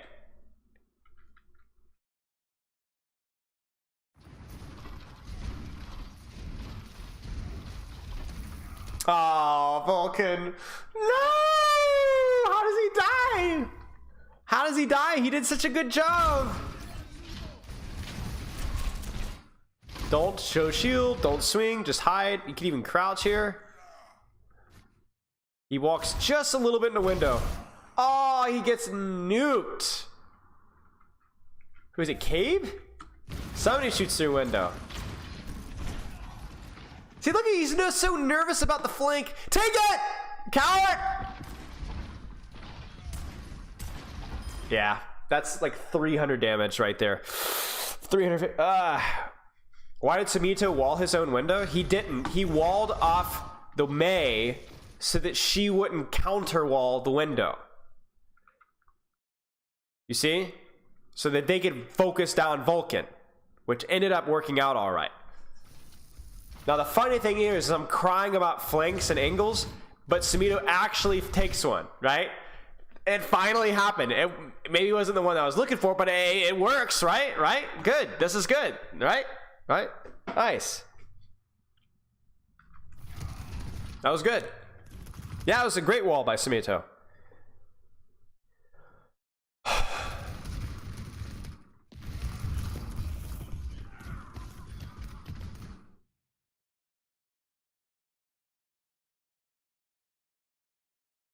I mean, all this 3 game is a lack of flanks. Well, no, because that's my spiel, guys. Right? I'm Mr. Angle guy. That's been my thing. The reason why I harp on that so much is because it is really, really important. But also the other reason is I don't think enough Western coaches prioritize map control enough. I think it's actually the #1 failing of Western coaching philosophy compared to Korean coaching. I think Korean coaches do a much better job talking about space, map control, and angles. I think that's where Western coaches fail. I think Western teams succeed through teamwork, team play, timing, things like that, decisiveness, aggression, tempo. But I think Western teams are generally worse when it comes to space control and things like that. That's why Western teams generally aren't as good as Dive. Now, the reason why I accentuate that so much is because it's good to know. But if you think about it, we've also talked a lot about timing. We've talked a lot about how Vulcan's not always matching support's timing, how there's been like a little bit of desync. We've talked about knowing the cycle of timing of your ult plans, right? How Luke Mato is pushing up aggressively when they have beat, when he should be playing a little bit more defensively. So I think we're talking a lot about angles because I do think it's one of the primary things, especially with like the on his end stuff and the Rein Brawlmere stuff, they're not doing very well.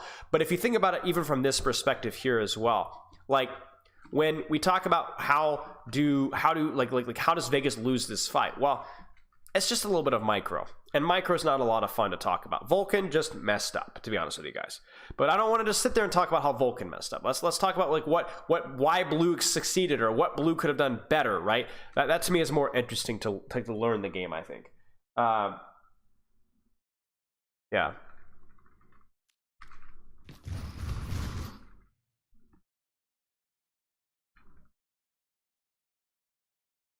I think Vulcan probably dies even if he doesn't. I mean, you could definitely be right there. Yeah.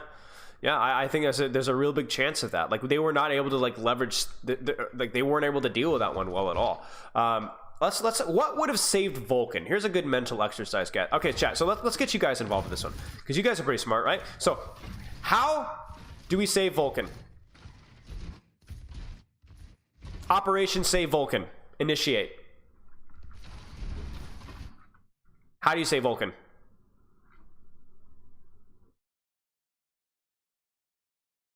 Cover. Yeah. Staying just on the rock wall, or as you guys said, rotating back this direction. Yes.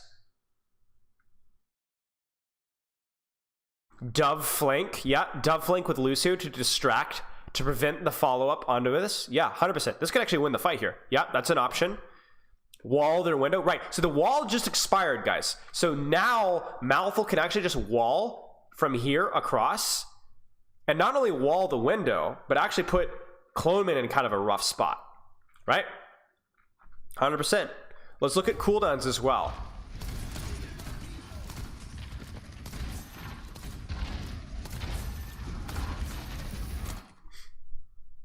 If Vulcan doesn't goof this up, we've got Lamp and Shift to save him. This isn't Luke Mino's fault, right?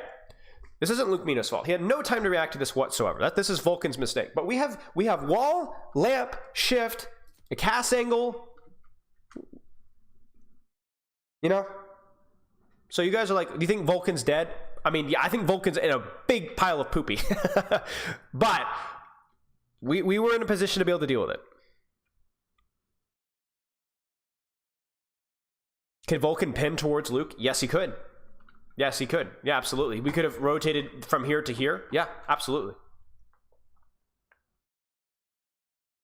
Well, I think Luke probably expected Vulcan to be a little bit more passive, and Vulcan just walked out just a little too far. Like, I don't think this is even a massive feed from Vulcan. It's a little bit unlucky, and it's a good play from Team Blue. It could be both things, right? It's not, oh, they fed, you know? It's not so simple, you know? So here's a question on the cast link earlier. We said coward for Cave not taking it. I'm partially memeing, okay?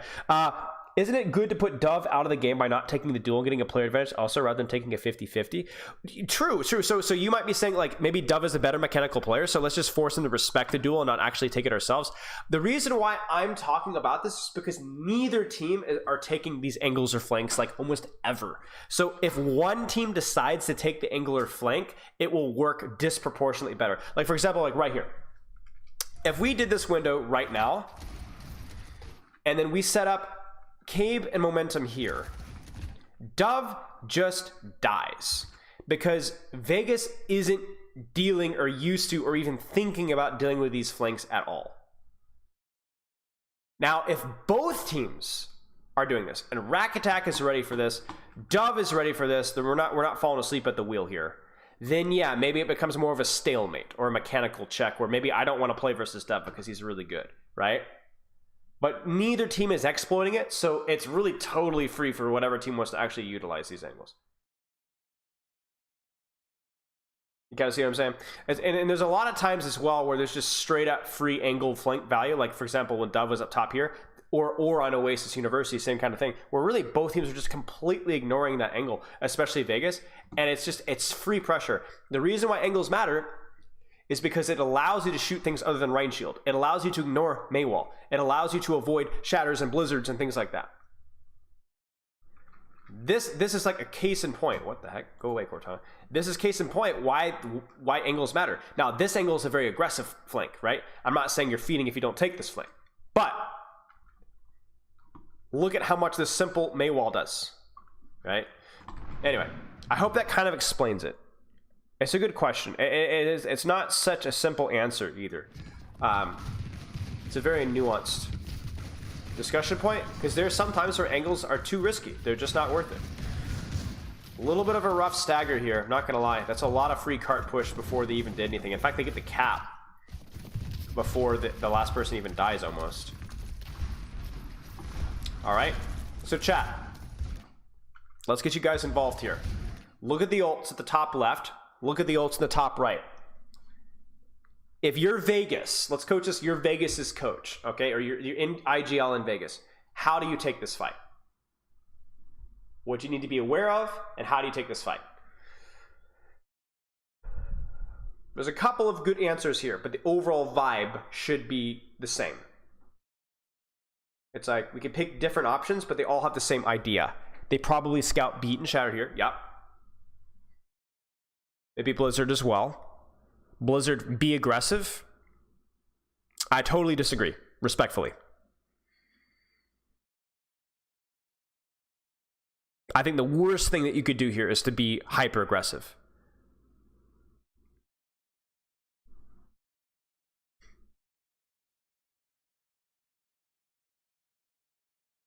I think the best thing that you could do, you could focus Lucio, yeah. I think the best thing that you could do from just a strictly ult plan, not incorporating the map, which definitely complicates things, right? Would be to open with either High Noon or Window, try to get a lot of space out of it, or force Beat, Blizzard, or Shatter from those ultimates. And then once you force Beat or Blizzard, then we can maybe go more aggressively, because we'll have our own Blizzard, our own Shatter, our own one.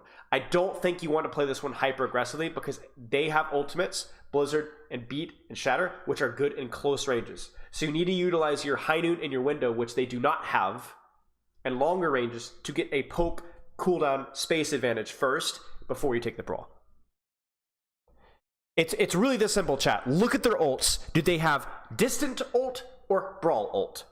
And then you use your, based off of that information, you decide how you want to play it. So what could be a chain here would be High Noon, enemy team kites. You walk forward. Enemy team looks for Blizzard, something like that. You can Window plus Maywall off their Blizzard and try and split and take angles, and then look for like a mid-fighter Shatter or something like that. The map here is pretty tough for Vegas, but it's also tough. It's really tough for both teams. This isn't optimal, so let's see how they play it. The worst thing that Vegas could do would be to go really aggressive and up close, especially in like 10 seconds from now.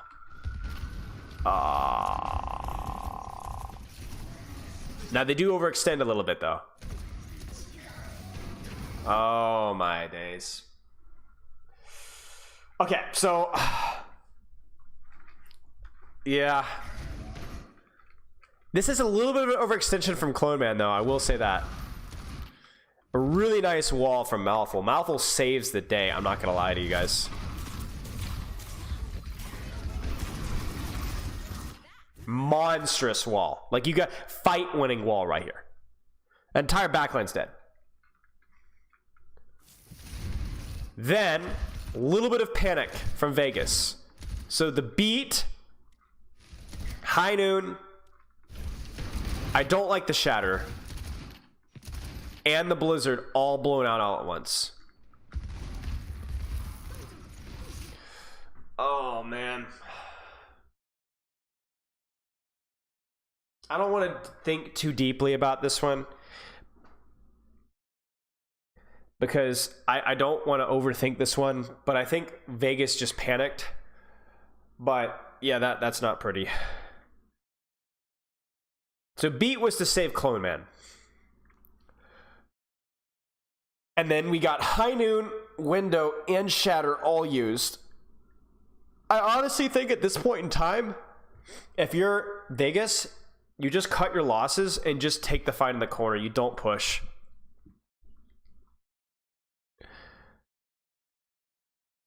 And Blizzard, right. I don't think you can push here. I think this Blizzard's gonna absolutely cook Vegas. Yeah. GG's. I just don't think they set up the fight very well. A little bit of MTD there, sure.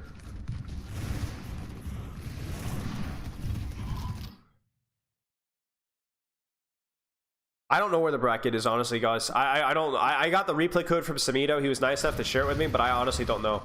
Okay, so they're down one, so they're gonna disengage. Nice. Oh, Cloneman. Cloneman! Unfortunate. Nice pursuit, though. Will they stagger? No, they will get out. There's a bracket on Liquipedia. There you go.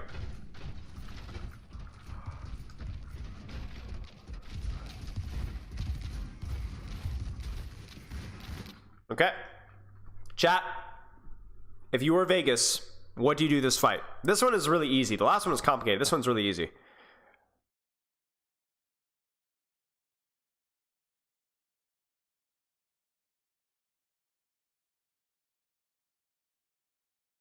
Yeah, run it down. Window, High Noon, shouldn't matter. Not if you get a good May wall. In fact, if you think about it, a good team, like, let's put it this way. If this was the London Spitfire, the San Francisco Shock, Dallas, so any experienced good team, trying to find whatever, they're not going to roll out like this. This is horrific positioning from Team Blue here. This is so easy to wall and run it down main. But let's say this was a better team. They've got Bap up top, maybe Cassidy on the angle over here. It's hard to kind of beat and run it down mid, right? So beat and run it down mid is absolutely the play here, but versus a better team, it might be a little bit trickier than that. That being said, I imagine we'll just press Q here and this should be a fight win. Should be. They just choose to disengage at first, that's fine.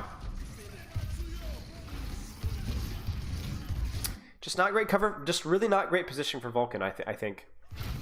He really needs to find the cover here faster. This beat is for him, almost. Like, I think he just needs to sit in here. He needs to make a decision. This is really, really not good. Nah, it's not good. Not good. We gotta be able to move the cover faster than that, because we could have gone 3, 2, 1, bam, run them over, but instead this beat is as Vulcan's moving backwards. This isn't good. This is not good. Like, we really want to be pushing now, and we do get it, but Vulcan dies for it, and there's the shatter. Oh man, guys, this is not pretty. Why do we lamp? Not a good lamp. Not a good lamp. This lamp needs to be here. This fight's won if we lamp this. Another shatter. Blizzard is good, but it's probably too late. And then we overstack ults again. Gosh darn it. Like, blue could not have set that fight up worse. And just her and ah man, this is ugly. This is ugly.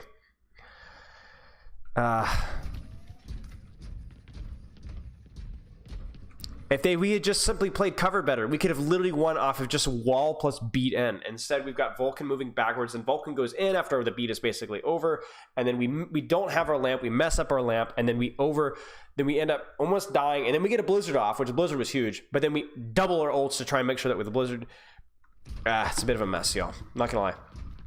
Next fight, same thing for Team Blue. Beat in, run them over. Beat in, run them over.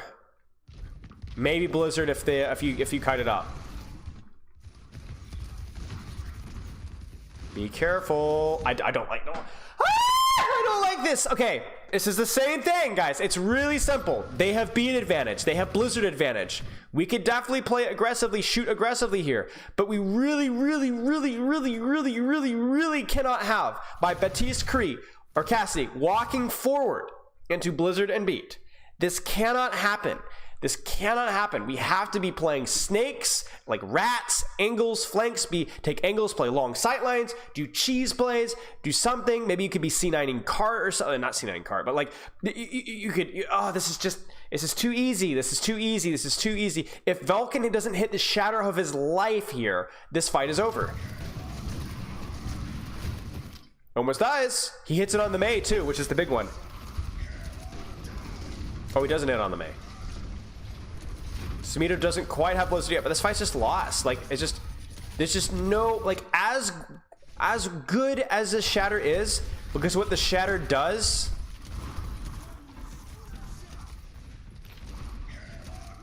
is it prevents them from getting as much follow-up. Actually, the wall from Samito is really bad. The Samito wall is bad. These guys should have died here. But it's just not good. Like, they're just not playing to the strengths of the ult. Like, this Blizzard, it's over, you know, y'all? Like, it's too close. Again, it's just brawl ult versus spam ult. That's pretty much it. And if you don't have any ults, or if you have a massive ult disadvantage, you play for angles and flanks. You play for map control. You either win through ult advantage or through map control advantage, or both. And then what ult advantage you have and what map control advantage you have depends on the ultimates that you have. It's not even Vulcan, guys. Like, stop. Like, okay, Vulcan has definitely beefed 2 fights here. I'll give Vulcan at least 2 fights where he's really crapped the bed, right? But this isn't Vulcan, guys. This shatter is what this shatter saves Vegas. Like, without this shatter, they just die to beat. Honestly, they just straight up die to beat. But this shatter puts Cass on his back, forces Peel, disrupts the backline, and actually forces them to actually makes this fight actually winnable. Because even right now, like, look at this right now. If you look at this fight right now, And the rest of Vegas kind of plays slow and maybe kites us out. Maybe it's even, that's not really winnable. But like that shatter actually is the only reason this fight was even remotely competitive. It's just a stupid fight plan. It's just not a good fight plan as a whole. Like, I don't know why you would meet them with beat May. It just doesn't make sense. Okay, so now we're once again in a situation with High Noon and Window. So we're not going to win through ults. We don't have any brawl ults. So we're going to need, let's see what we do. Brawl versus spam ult idea apply to most comps? No, it applies to every composition. Every composition. Brawl versus spam. Spam is just simply range. Brawl is short range. Long range, short range. If you have Primal and a Dive Mirror, you're going more aggressively on them. If you have a Sojourn ult, you don't necessarily need to play as aggressively in short range. When I say aggressive, let me be very clear. You could play very aggressive with High Noon, but you do it aggressively with range. With Window, same thing. The brawl versus spam ult, the long versus short range ult idea applies to every composition. On is in dive mirrors, double shield, sniper mirrors, whatever. Hydrate, thank you. High Noon low-key underrated as a brawl ult with the damage reduction. Yes, unless they have a brawl ult to beat it, like Blizzard that will freeze you, or Shadow that'll put you on your back, or a beat that can run you over and kill you despite the damage reduction. It's definitely more, and there's some ults that are a little bit more hybrid. For example, Nano can be a spam ult if you like Nano your Sojourn or something like that, or it could be a brawl ult, like you can Nano somebody defensively or Nano somebody to go in. What's another one like that? Like Shatter is, well, no, not Shatter. Flux is a great one. So Flux can be used for you to push in or to keep them at distance when you want to keep them away from you. Like if they push in, like let's say they use, they try and use an ultimate that they want to push in with. You can Flux to buy time to keep them at distance, to keep them still. Torbolt, Torbolt's more brawl, but yeah, there's a little bit of, yeah, copy. There's a little bit of nuance to that one too, yeah. All right, so let's see what we do.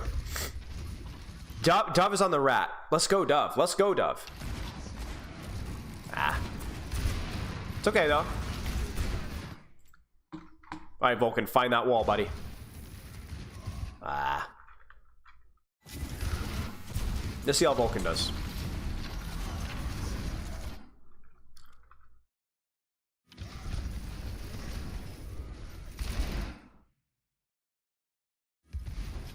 I'm not loving these walls. Or this wall. I think you could have very reasonably just walled this, I think, across here immediately. I think that would have been reasonable. We're a little slow on the wall.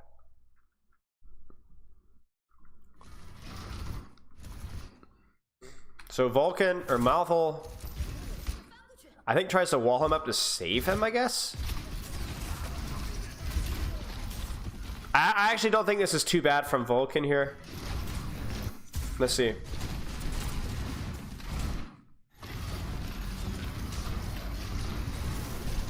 He takes it there.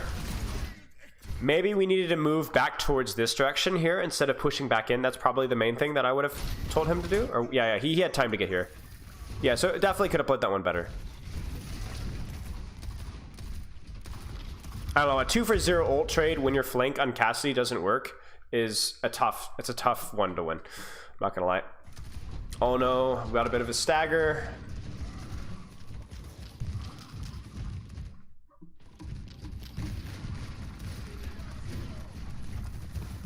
We're just windowing to prevent us to allow us to touch cart, really. Oh my gosh. These shatters are killing us. Oh, lamp is just a tiny bit late. We should be able, well. Oh. Okay, so it's gonna cost us a lot of ultimates here, but big shatter from Vulcan.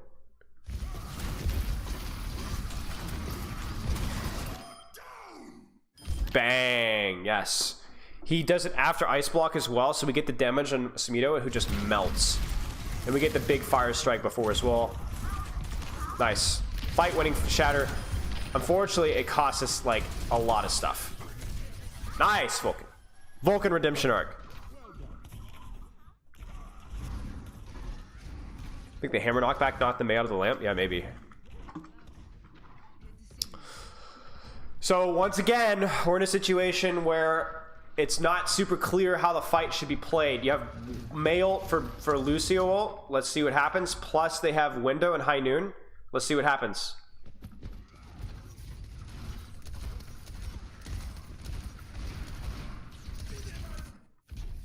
Just disengage with wall if you need to. Dove goes Sojourn, which is cool.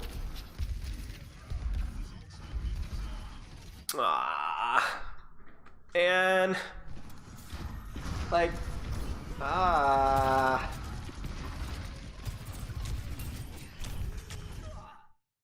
mean, I don't know, guys. That'll do it, you know. I mean, they did a great job disengaging it, you know. They wasted it, so now you have a situation where it's a beat for Blizzard essentially. No.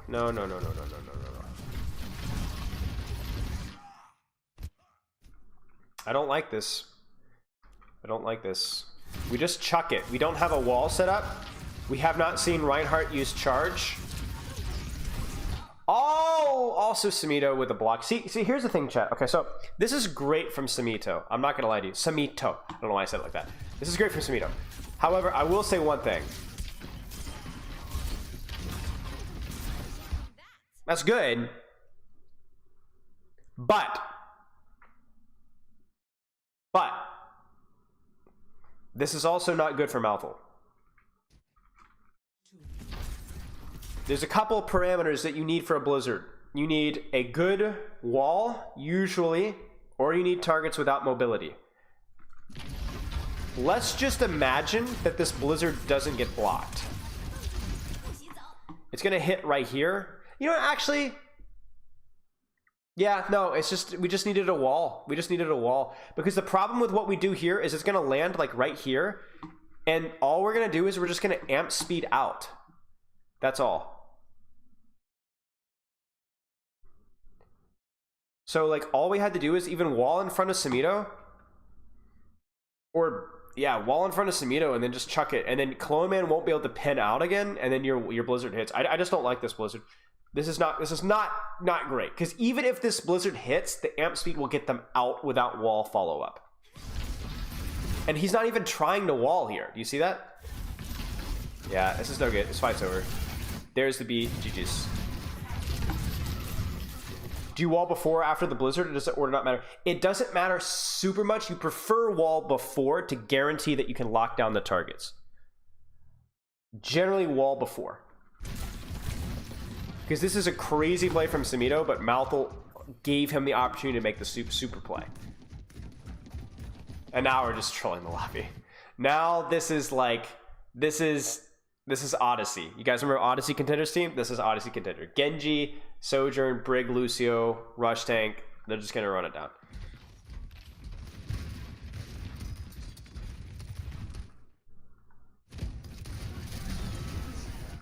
There it is. Uh-oh. I don't really want to overanalyze this because at this point I think they're just kind of screwing around. I think you probably realized that this match was kind of lost, so we got to try something out. They don't have any ultimates. There's Hammer Down, there's High Noon. It's just, they took good angles, it just didn't matter. Hey, maybe it does matter. Again, another 2 for 0. Like whenever you're in a situation where you have to win a fight, 2 ults versus 0, you messed up. You messed up. And like in a must fight win scenario, you messed up.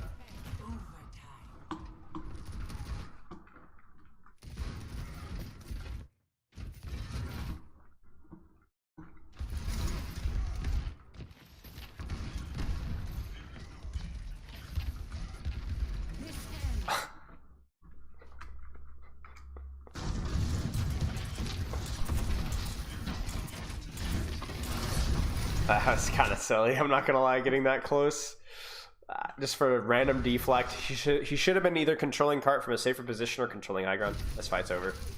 Not gonna lie, y'all.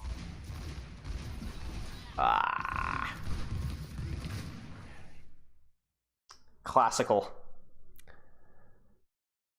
I don't know how Rhino's got to be 17 soon. Okay. Well, main takeaways. I don't think this team looks very good in the brawl mirror right now. I think a lot of the issue comes from I don't think the DPS do a great job supporting Vulcan, and Vulcan isn't very good at Reinhardt, so he struggles with cover usage. Don't think they do a great job controlling angles. I don't think they do a good job with the ult situation. I think the on a Zen support positioning was not good.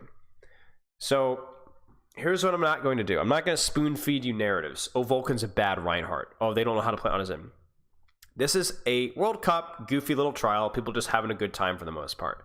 I will say here, there's a couple of things that we're going to need to kind of take a careful and close look at coming up next Overwatch League season to see if they're able to work through some of these issues. Because even if they weren't taking it too seriously, we would have liked to have seen a little bit better of a performance in some of these situations. So stop asking me who the weak point of the team is. Like, that's just such a cringe question to ask, you know. Be respectful, see how the play works out. And there's, I'm sure that these guys will be able to improve from this. Like, it's still early in the season. Like, I mean, I remember last season, y'all, like, London was not doing well early in the season in scrims. We were not doing well in scrims. We weren't losing to Contenders teams, but we were not doing well in scrims. So it happens. Do you still play for map control as brawl versus like a ball comp for X? Yes, you do, but you just have to do it in a way to where like you're not totally isolated. You have to find a way to like take angles where you can see each other, where ball Summer Tracer can't isolate you. Sam is way better than I thought he was. Sam is a good player. I hope next season I'll see more wide positioning from angles. Yes, angles. The other thing about angles as well is it's something that we can objectively analyze from like a third person standpoint, where it's hard to do that. It's hard to analyze like plan quality, communication, stuff like that without that. We could just objectively look, they are not in good positions for this composition. So